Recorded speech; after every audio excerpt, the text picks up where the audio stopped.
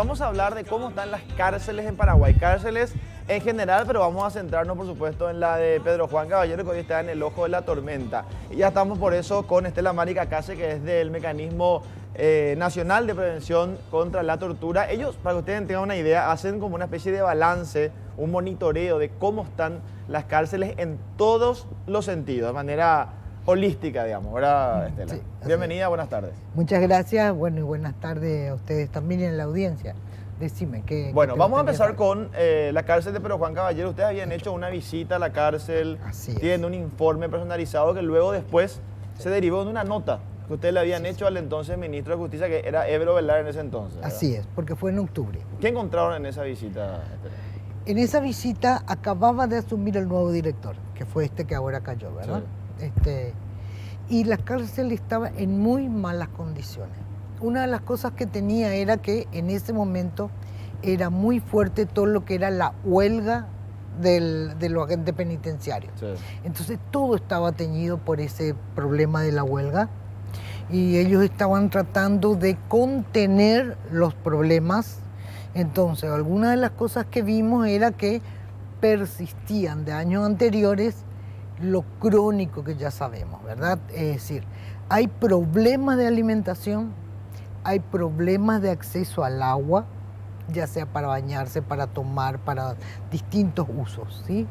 Hay problemas en la habitación porque están hacinados de tener un colchón, de tener una cama, de tener una sábana.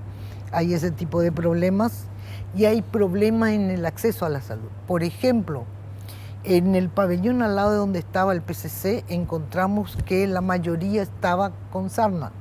¿Tenían sarna los reclusos? Tenían sarna los reclusos y el médico del penal lo sabía y decía, pero yo no tengo con qué tratar. O sea, no tenía insumos. Insumos para tratar. Bueno, pero había que pedirlo, ¿no? Claro. Entonces, bueno, de todo eso informamos y también informamos justamente, una de las cosas que informamos, porque ya en ese momento y hablando con ellos vimos que el nivel de corrupción era muy alto, mismo por el tema que te decimos, ¿verdad? De la huelga y demás. Entonces, y que también hacían como una guerra de nervios los agentes penitenciarios a los internos de que nos vamos a ir, se van a quedar y van a estar a merced de sus enemigos. Porque hay enemigos. Claro, es como dejarle, digamos, la cancha libre para que pase lo que tenga que pasar. Claro. Entonces, todo eso era en ese momento, en octubre. Y lo que pedimos es que rápidamente hagan algún tipo de obra, ¿verdad? Por ejemplo, todos los baños estaban colapsados, entonces arreglen los baños, pongan más cámaras de seguridad para ver el tema de la corrupción, que no pase, vean que el médico vaya. Le hablamos al director que era nuevo y él me dijo, yo me comprometo personalmente a ir con el médico y a ver y atender este problema, porque se están contagiando de pabellón en pabellón y van a contagiar a otros penales, porque es lo que pasa también. Hay un problema que hay siempre en el sistema y que hemos visto y que hemos pedido reiteradamente, y es que te portás mal y te mandan de traslado.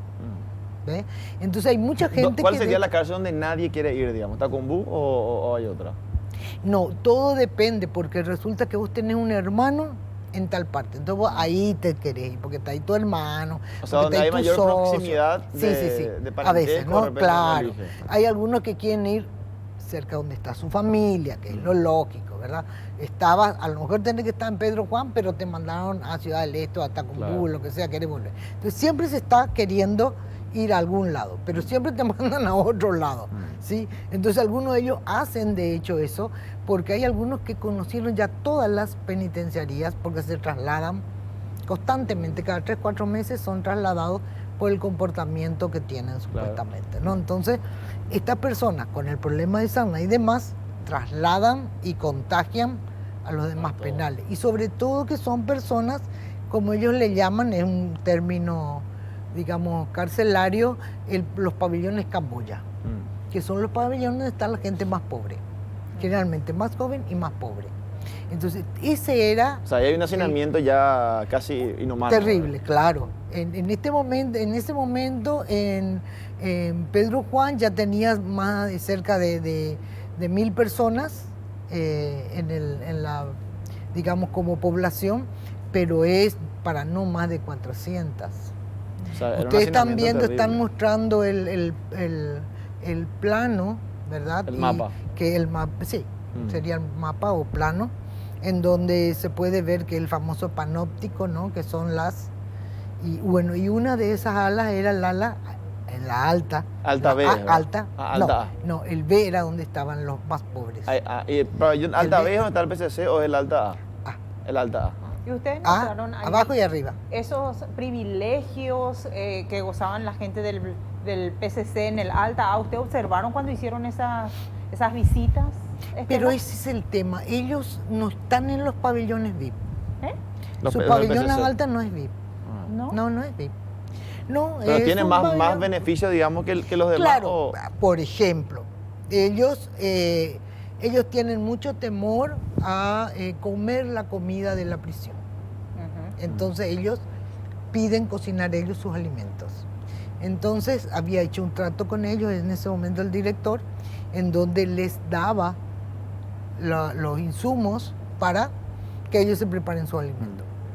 Y les digo un pequeño detalle para que vean, es una nota de color, ¿no? Claro. Dice, se quejaron que la carne tenía un cierto olor.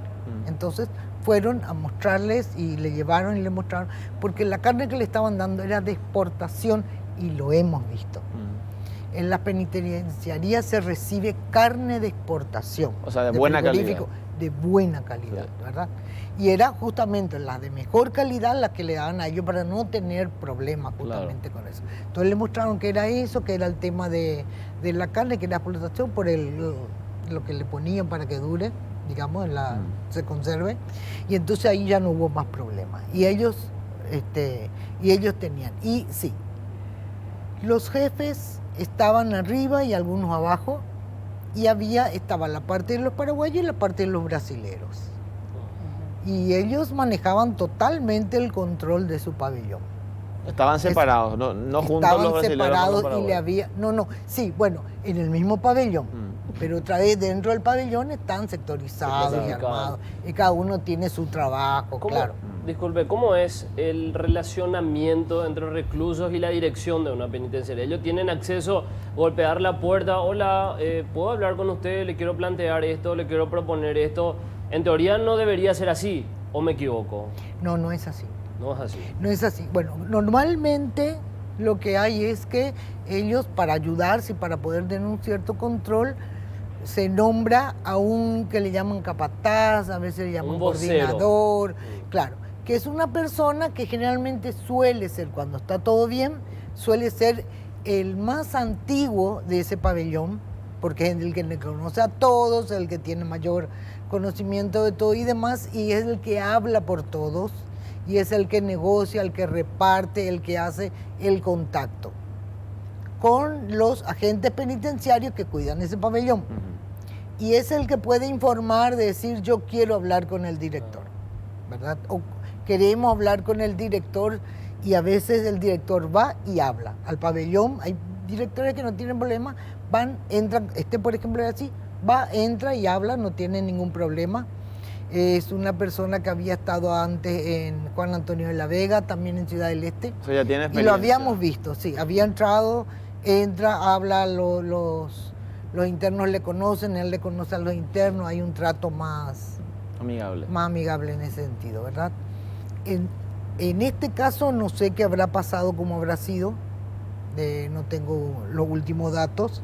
Lo volvimos a ver en diciembre, donde fuimos ya con los informes y pidiéndole que tome algunas cosas y a ver si había hecho o no. Y seguían teniendo problemas. Y ese es el otro tema que me llamó la atención, otra nota de Claro. color, una cosa al margen. Y es que en octubre cuando fuimos, ellos ya tenían un problema de larga data, que es que tienen un problema de las aguas servidas Que están les en el salen, lugar. que están en el lugar Sí. y que no tienen cómo desagotar y tienen que hacer un cambio, en donde le están reclamando mucho los vecinos porque no pueden echar al arroyo. Entonces Sí. había todo un tema de hacer un pozo y bueno. Que nunca se hizo, la verdad. Y hasta eso ahora. sí, eso se anega cuando llueve. Y vieron que hubieron muchas lluvias. Yo lo que digo es difícil que hayan usado el túnel porque hubo mucha lluvia. Es Y una posiblemente se probabilidad. llenó de agua. Una probabilidad. De todas maneras, tenemos todavía mucho que hacer en torno a la penitenciaría. Evidentemente, el trabajo que ustedes hacen es loable porque muestra un poco también de una manera, digamos, sin tinte político lo que Claro. está pasando y la gente puede tener la certeza. Estos datos también lo pueden encontrar en un sitio web. Estela, Sí, está en nuestro disponibilidad? sitio. Sí. ¿Cuál es el sitio? Es mnp.gov con b corta, .py. Ahí está toda la información. Muchas gracias Sí, por tu ahí está. visita. No, al Estela. contrario. Muchas Cuando gracias. quieran.